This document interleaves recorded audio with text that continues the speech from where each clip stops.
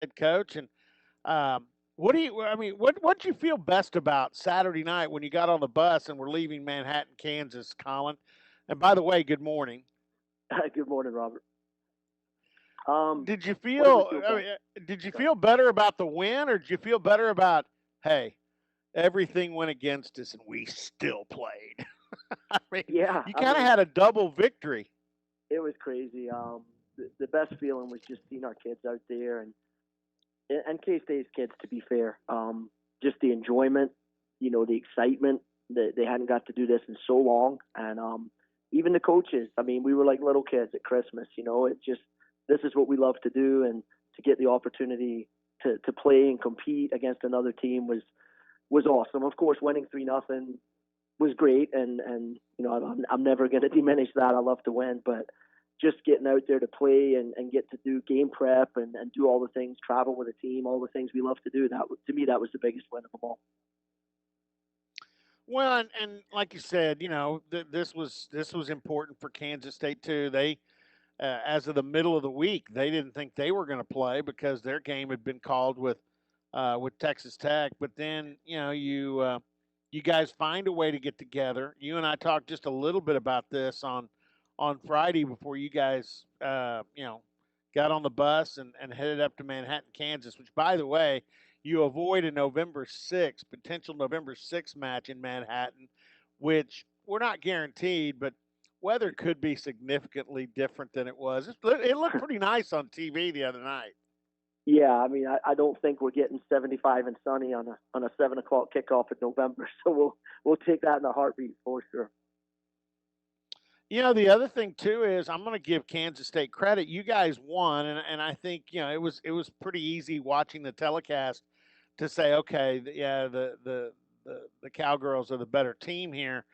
But when you look at the numbers, and I went back and looked at the numbers, shots, they got a pretty decent number of shots. They actually had more corners. Um, they're still a young program, and you got to give K State credit. I mean, three nil is dominating. Make no mistake about it. But their program's getting better. Yeah, there's no doubt. They it was just an interesting game. It was a strange game with all the lead up to it and the uncertainty and everything. And so I think the main difference was, we have a little bit more experience in them. Some of our top players are, they've really played a lot of big games for us. They've won championships. And I think, they went into the game a little bit more relaxed and a little bit more prepared than K-State did. And that showed in the first 10 minutes. And, when we went in 3-0 at half, it really changed our whole outlook on the game. Our whole philosophy in the second half was just don't let them get a goal, because if they score, they get the crowd behind them and get a little momentum. You never know what can happen in our sport, but we knew as long as we keep them subdued that we're going to win the game. And so, first half I thought we were excellent, and K-State had a hard time really creating many looks at our goal. And then in the second half, they came into it a little bit more, and you do have to give them credit. They kept scrapping and fighting, but I do think we sort of changed what we did a little bit just to sort of contain them as opposed to go and try and score more goals. The things you look at, and I know defense is always going to be a cornerstone for your program and the way you guys move the players around the pitch, which I thought, like you said, was good. I mean, it was pretty extremely dominating the first half. And the second half, they, like you said, they fought and scratched. But one of the things I enjoyed, and Grace Yoakum is, I mean, I love the way the crew you've got right now, the players you've got right now, are moving the ball between the middle of the field to the opponent's goal. The ball exchange, the passing was crisp. I thought that was impressive. Yeah, as a group, we were really pleased with the amount of chances that we created. We had the 3 goals. We missed a couple. We had an offside call back. So we felt like we were considering it was the first game since March, and that, things had been very stop-start all throughout the summer. Considering all those things, I thought our kids looked really good. However, you mentioned Grace Yoakum. She's a budding superstar right now. That kid Yeah. is playing. Before she got hurt last year, she was playing at an All-American level, and then unfortunately got injured late in the year.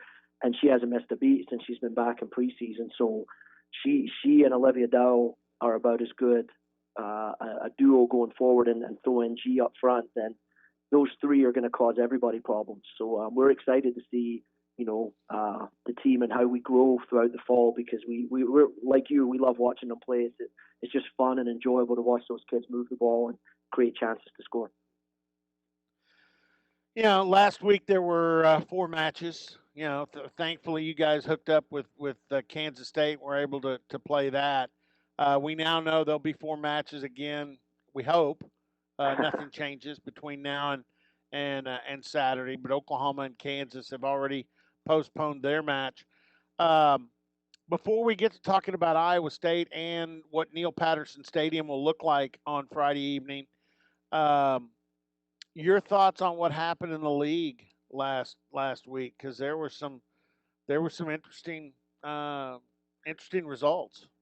Yeah, we watched on Friday night up in the hotel in Manhattan. We got to pull up some of the games online, and we watched a lot of the TCU Baylor game, a little bit of the Kansas Texas game. So Kansas beat Texas 1-0 down in Austin. A mild upset, I would say, since it was in Austin, but both those teams are really good and pretty even game, I think. And TCU Baylor, was 0-0, but TCU statistically really took it to them and had the better of the play. So those games were interesting. And of course, the one most interesting to us right now, because we play Iowa State, was West Virginia went up to Ames and won 2-0.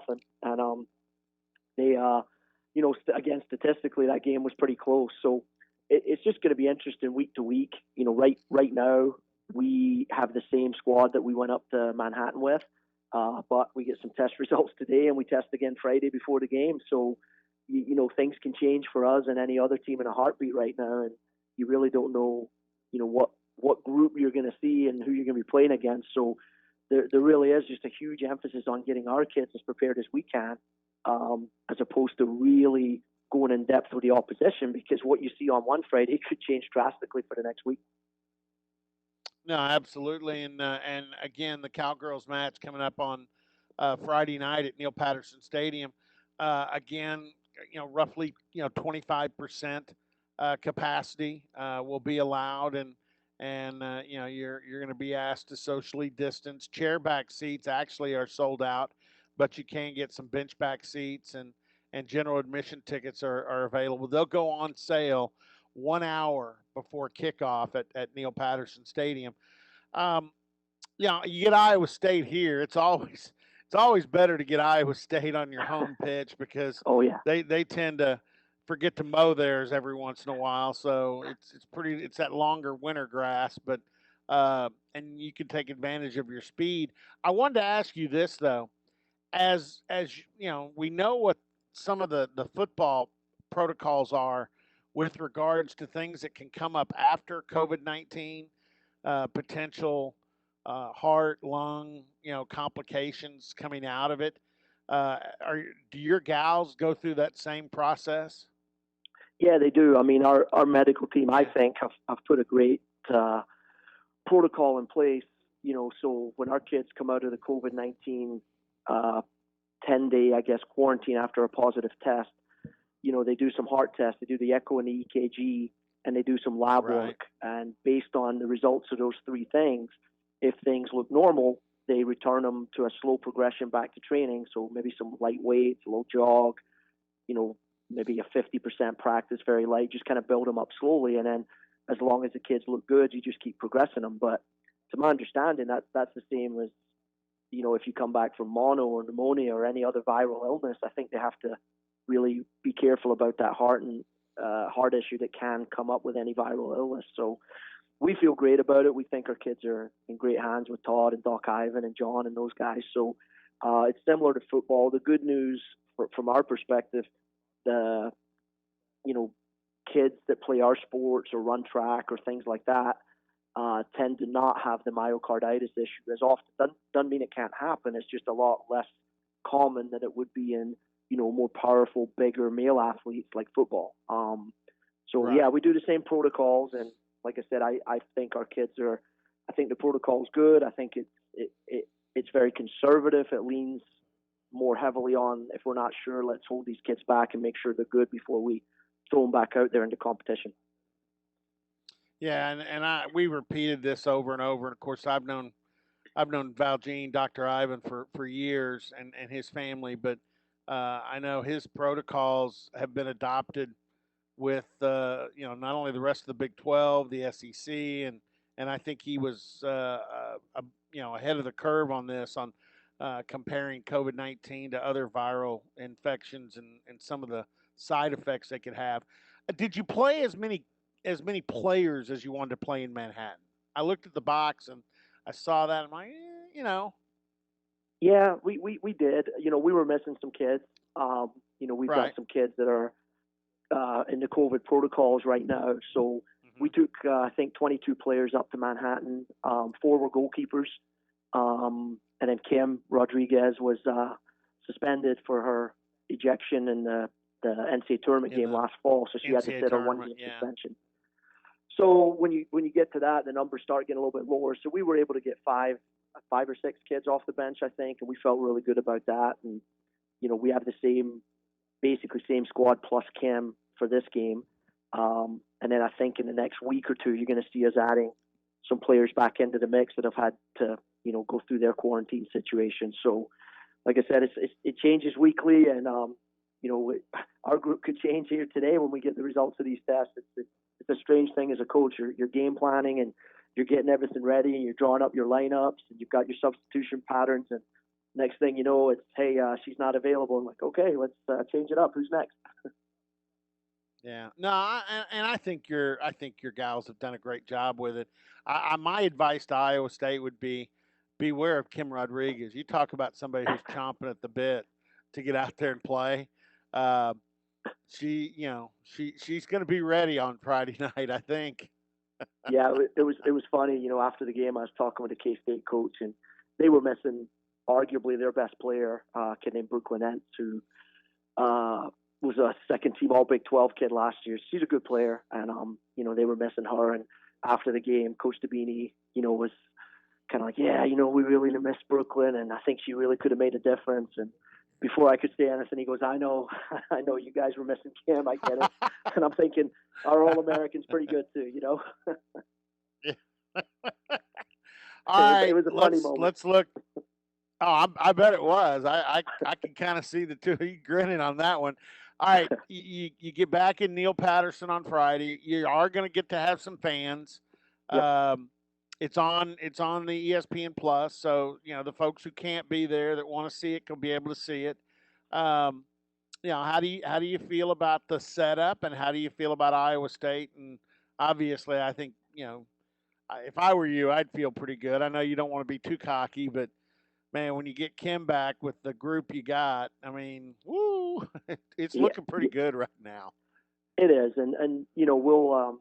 So first of all, just with Iowa State, Justin's actually breaking down film right now, and we'll do our walkthrough practice this afternoon, and then we show the kids video tomorrow before our pregame meal. So we're working on them right now. But basically, they have a brand new coach, Matt Fannin, came from Bowling Green, and really built that program up to, making the NCAA tournament just about every year and making some noise. So, Matt's brand new. He's figuring out the Big 12.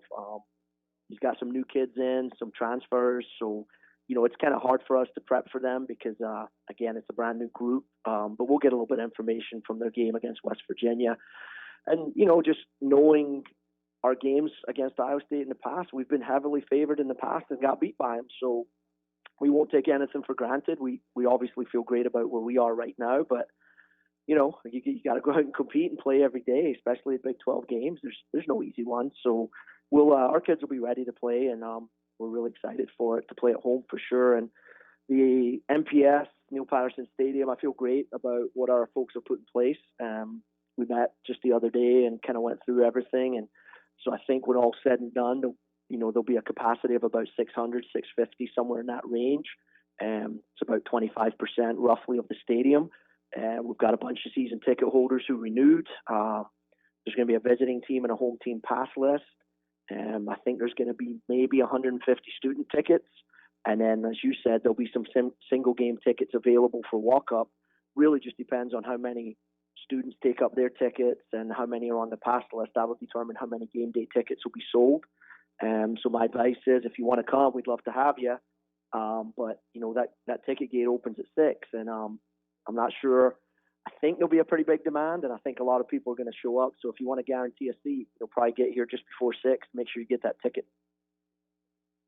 Yeah, they're going to have somebody policing the queue outside to make sure everybody lines up socially distanced. And that's the last thing I was going to ask you is, this is a new facility, still, Neil Patterson Stadium, and for somebody like me who's been fortunate enough to see what's underneath the areas, and you got a great team room, and you've got a locker room and training room, and it really was built to be a fantastic home, visitors locker room, and so forth. Are you finding with COVID-19 that you've been able to convert, and you have enough space to convert and kind of do things the way you have to do it now under the COVID-19 protocols? Yeah, I mean, I can say this: we're always thankful that we have this unbelievable facility in general, just to play and compete and work in every day. And Neil and his family just have made an unbelievable difference to our daily lives and our student athletes, and their experience here is just incredible. So, and without this stadium, our COVID protocols would have been very different. We're really lucky. The north end, where we have the student section and there's a concession area, that's been converted into a temporary weight room, and so our kids don't have to go to Gallagher, trying to minimize the interaction with other groups and other people. It's allowed us to create a little semi-bubble here. They do all the workouts here at MPS. We just moved back into the locker room yesterday. We've actually been socially distancing outside, so the kids are showing up with, their workout gear, Suited their up, own water, yeah. their own water bottle and everything. So just trying to, keep everybody apart. But we knew on game we'd have to move back in. But having that huge space has been amazing. We have a massive lounge area where we can actually spread people out. If we need to meet with a group of kids, we can do it very safely. So, yeah, this is it's been a game changer in many ways, and it's made what we're doing with our COVID-19 protocols. It's just made it possible. So it's been pretty incredible. Yeah, I kind of thought that would that was the case.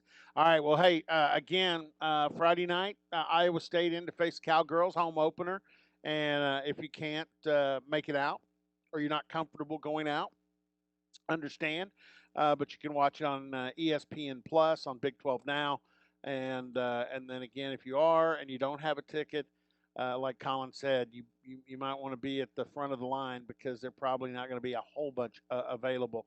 Hey, congratulations on the season opener. Good luck with Iowa State on Friday. Believe it or not, because I get tested Friday morning, and in order to be on the sidelines for football. And Doc Ivan last week said, "What are you going to do on Friday night?" And I said, "Well, I don't know. I mean, I've been going to high school games and covering those, or the Cowgirls are playing." And he said, "No, you're not doing that." I said, "I'm not." He goes, "Nope. I think you probably are going to be at home, and kind of after you get tested, we kind of like for you to go stay home and don't go out again until you show up here at the stadium." Right. So, I mean, I'm going to do what the doc said, but I mean, that's again, and I bet you and your staff have to be. Now, how often do you guys test? So in when we got back, we were testing once a week with the team, and then Right. now our team are testing 3 times a week. The staff are going once a week. We test on game day, and Right. obviously with us, clearly if there's a positive test, we're removed immediately and we won't be around the team. But for us, the protocol is sort of daily temperature check and just basically letting our trainer know if you have any symptoms. And if you have symptoms, they're probably going to ask you to stay away until they figure out you can get a test and make sure you don't have anything. So it's our lives have changed as well. I was telling our girls as we You have to be careful. yeah, and we've been pleading with them about being safe, avoid gatherings, don't go to parties, just keep a low profile. And I tell them, I said, it's not just you guys. I mean, I haven't been to a restaurant in like 6 months. We just get to go food and eat at home, and we're all making these sacrifices. So I think it's good that the players understand that. We're not asking them to do these things, and then all the Do staff anything are just you're going not to do doing, whatever yeah. the heck we want. Sure. Hey, good luck on Friday, and I think I'll be watching on ESPN Plus. That sounds great. So, Thanks, Robert. all right, thanks, Colin Carmichael, head coach of the Oklahoma State Cowgirls.